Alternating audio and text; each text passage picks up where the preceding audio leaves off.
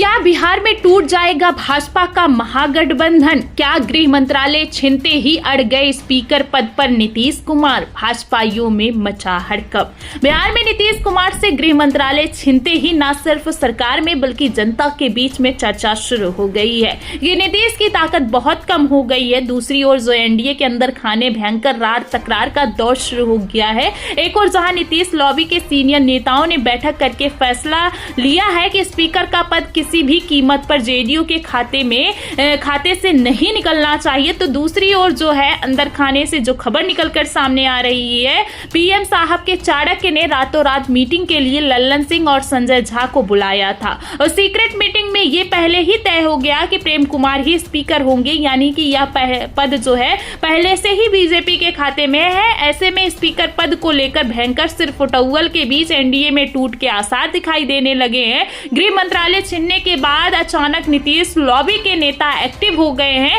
और कैसे स्पीकर को लेकर नई लड़ाई एनडीए में शुरू हो गई है, सब कुछ बताएंगे आपको। फिलहाल बिहार के विधानसभा चुनाव में एनडीए को बड़ी जीत मिली है। बीजेपी को 89 तो जेडीयू को 85 सीट मिली है। तो ऐसा लगा कि शायद नीतीश कुमार और बीजेपी के बीच बराबर का मामला रहेगा। शुरुआत में जो खबरें आई उसमें यह भी कहा गया कि इसका असर दिखाई दिया, क्योंकि बीजेपी जो है बड़ी पार्टी होने के बाद भी सीएम का पद नीतीश कुमार को दे दी। इससे पूरे बिहार और देश में मैसेज ये गया कि शायद नीतीश कुमार पीएम साहब के चाणक्य को सबक सिखाने में कामयाब हो गए। लेकिन जो हुआ, क्योंकि बीजेपी पूरे चुनाव यह ऐलान करती रही कि चुनाव के बाद विधायक दल की बैठक में नेता चुना जाएगा, तो आखिर में उसको नीतीश को अपना नेता चुनना पड़ा। लेकिन जैसे ही नीतीश कुमार ने शपथ ली, ठीक कुछ ही घंटे बाद उनको जोर का झटका लग गया, क्योंकि नीतीश की पावर आधी या उससे भी कम हो गई है। उनसे नीतीश यानी गृह मंत्रालय छीन लिया गया। हालांकि आपको बता दें कि यह बात जेडीयू के कुछ नेताओं को पहले से ही मालूम थी।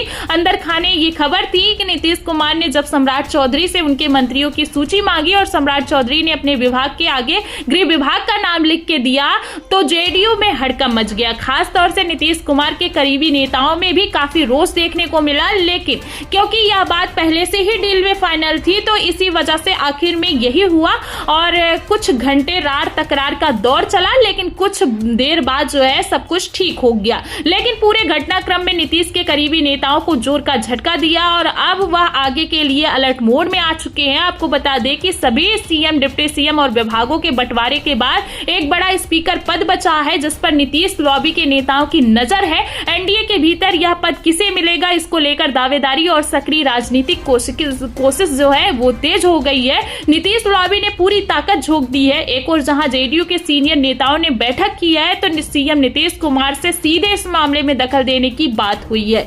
दूसरी ओर जो है बीजेपी अपने दावेदारों को लेकर बिल्कुल भी बिंदास है, क्योंकि बीजेपी के सूत्रों के हवाले से खबर सामने आ रही है कि अमित शाह की जो दिल्ली में लल्लन सिंह और संजय झा को लेकर बैठक हुई थी, उसमें बीजेपी के खाते में स्पीकर का पद जाने के दावे किए जा रहे हैं। हालांकि अभी दोनों ओर से कोई भी आधिकारिक ऐलान नहीं हुआ है, इसीलिए असमंजस का माहौल बना हुआ है। कुछ बड़े नेताओं के मुताबिक जल्द ही एक विशेष विधानसभा सत्र बुलाया जाएगा, जिसमें सभी 243 निर्वाचित सदस्य शपथ लेंगे और उसके बाद अध्यक्ष का चुनाव कराया जाएगा। इसको लेकर राज्यपाल पहले प्रोटेम स्पीकर नियुक्त करेंगे, जो नए सदस्यों को शपथ दिलाएंगे। इसके बाद ही सदन में स्पीकर पद के लिए मतदान हो सकेगा। आपको यह बता दें कि स्पीकर का पद सियासी समीकरणों की दृष्टि से सिर्फ एक प्रतीक भर नहीं है, बल्कि विधानसभा की कार्यवाही और गठबंधन निहित शक्तियों को संतुलित करने की दिशा में एक बड़ा हथियार हो सकता है। दोनों पार्टियां बीजेपी और जेडीयू इस निर्णय को लेकर हर एक कदम पे सावधान दिख रही हैं। दावेदारी को लेकर दलों में राजनीतिक गतिविधियां जो है बढ़ गई हैं।